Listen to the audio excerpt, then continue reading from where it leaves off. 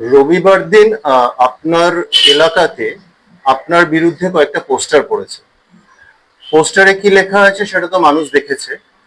আপনি এই যে পোস্টারটা পড়েছে, আপনার কি প্রতিক্রিয়া সেটা আপনি বলুন।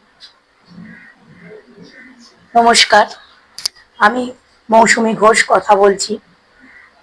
2001 সালে আমার পিতা প্রয়াত অসীম রায় প্রয়াত হয়েছিলেন।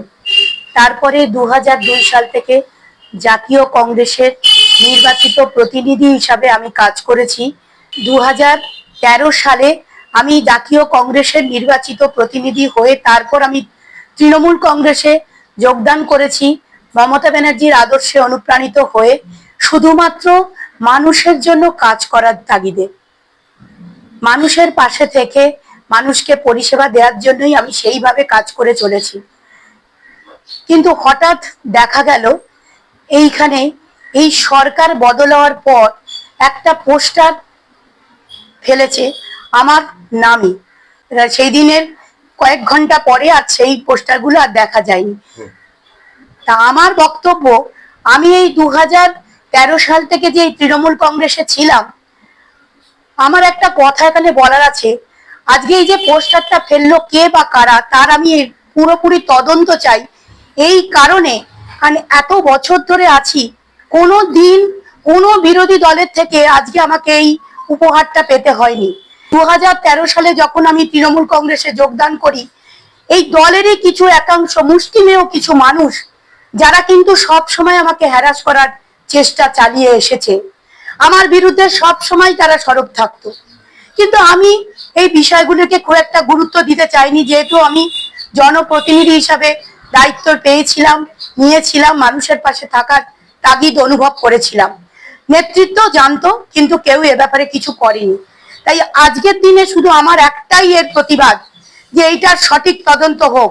আমি এলাকার মানুষের জন্য কি করেছি না করেছি সেটা এলাকার মানুষ বলবে।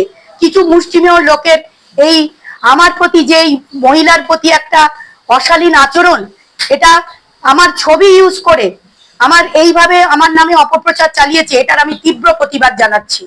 আচ্ছা, আপনি এত বছর ধরে কাউন্সিলর ছিলেন 23 নম্বর ওয়ার্ডে, সেই জায়গায় দাঁড়িয়ে আজকে আপনার এই যে পোস্টার নিয়ে যে এই এলাকার রাজনীতিতে, সেই জায়গায় দাঁড়িয়ে আপনার কি মনে হচ্ছে কোথাও এটা কি গোষ্ঠীদ্বন্দ্ব না বিরোধী রাজনীতি?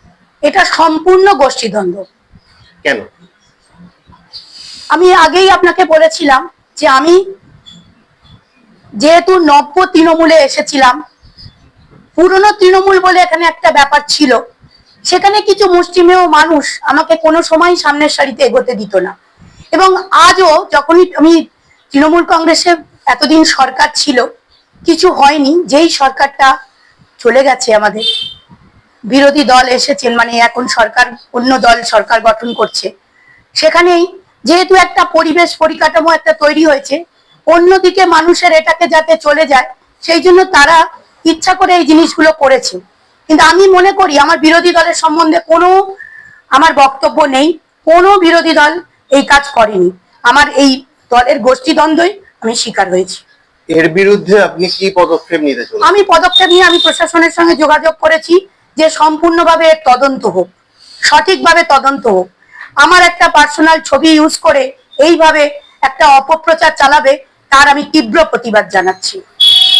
আপনার তরফ থেকে প্রশাসনকে জানানো হয়েছে, প্রশাসন আপনাকে কি আশ্বাস দিয়েছে? প্রশাসন আমাকে বলেছে যে আমরা তদন্ত করছি, দেখছি আমরা কতদূর কি করতে পারি। আমার আস্থা আছে হয়তো প্রশাসন এ ব্যাপারে তদন্ত করে কিছু একটা ব্যবস্থা নেবে।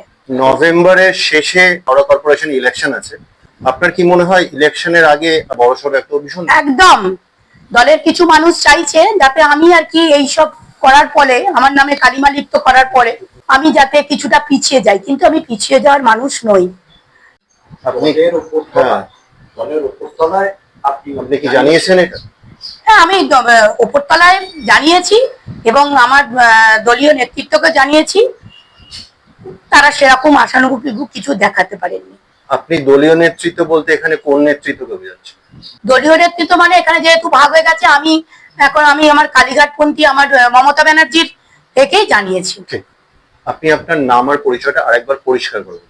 আমার নাম মৌসুমী ঘোষ, 23 নম্বর ওয়ার্ডের প্রাক্তন কাউন্সিলর।